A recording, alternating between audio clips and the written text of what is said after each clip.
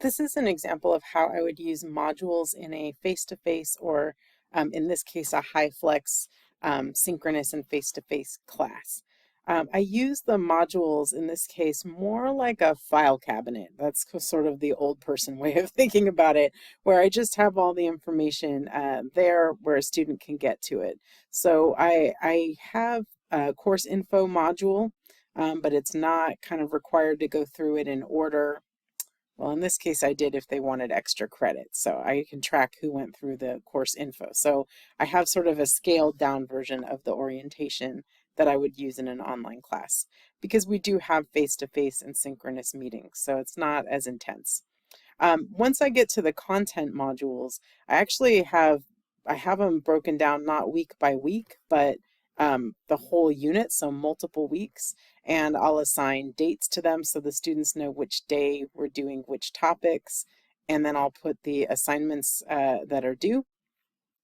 But you'll see that there's not very much that the student has marked as they have to do. So only graded assignments are marked that they have to do it because we're actually going through it together in class. So it's not as important to me that the students click on everything. You won't actually see everything here. If this is a class meeting, I'll have their learning objectives for the day and my slides as a reference that we go through together. And then the readings are sort of linked here.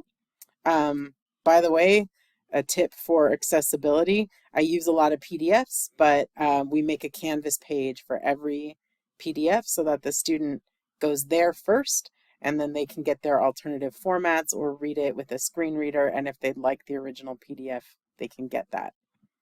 So just a good accessibility tip.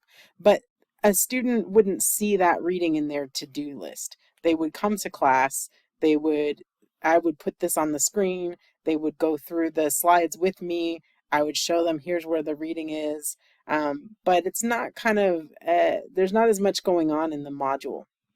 If we go back, you can just see like there's weeks worth of stuff in this one module, ending with the exam, and it's got specific dates attached to it.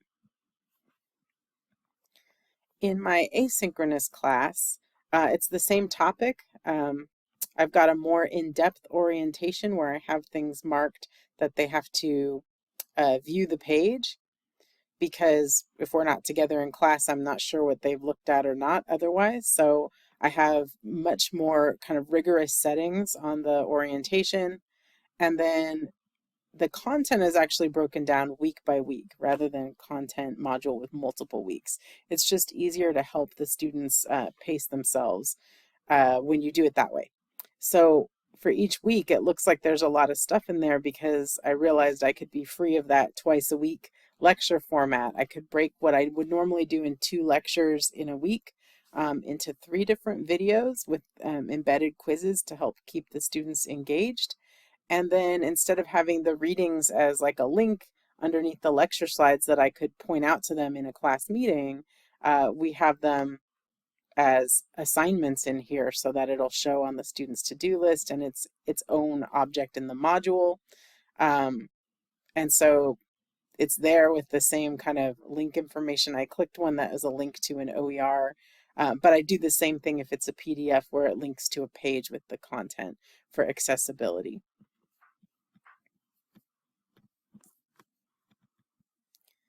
The weekly discussion that's due at the end of the week is the same for both my HighFlex and my asynchronous classes, but each week my asynchronous one has this message at the end, which helps students realize where they're at, reminds them of the pacing, gives them that reinforcement that it's complete. There's a link to their anonymous course feedback survey. There's reminders about how they can connect with me and with each other if they want to use the chat option. I don't have that in my HighFlex or face-to-face classes. And then a reminder that they can click next to move into the next module, but when the module opens. Again, in my face-to-face class, it's really kind of keyed to those 2 days. So one big difference is just how the modules are set up, how the requirements are set up for a student to see it. And another one has to do with assignments. This is part of my online syllabus in Canvas for my face-to-face and synchronous classes with the course requirements. And you'll see that the types of assignments that I would give, there are weekly online discussions where they have to post and reply to each other. There are take-home exams, 3 of them, which make up 60% of their grade overall. And then there's a final group project and a presentation that's worth 25%. So there really aren't too many different assignment types. There is some room for discussion and different learning styles and hopefully authentic assessment, but there's not a lot going on here. I do have a rule where I drop the, one of the lowest discussion scores, but other than that, what you see is what you get for my high flex class. For my asynchronous class, though, it looks pretty different. So you'll see we still have the 0 textbook cost, the same information about readings, but there's different assignment types here than I would have for my face-to-face. So I actually realized that I needed to give students point incentives to make sure that they were doing the readings. I actually I may end up doing this for my face-to-face class too. I think I like this. So I created reading assignments where they have to post their reading comments on the readings before they can see each other's. They don't have to reply, but I had it done like a discussion so that they can actually see other people's notes, which includes things like what's your favorite quote and why. So I thought it would be cool for them to see each other's work. But since that's a lot of work to do every week, they got at least 2 readings a week. I set it so that they don't actually have to do all of them to get full credit. There are video quizzes. They're not actually worth very much because the students in my face-to-face class just come to class and hear us go through the slides. But to make sure that we incentivize watching the videos, those little quizzes, they're not worth very many points. And students don't have to do them all. So if they miss some, that's fine. They don't need to worry about those quiz ones.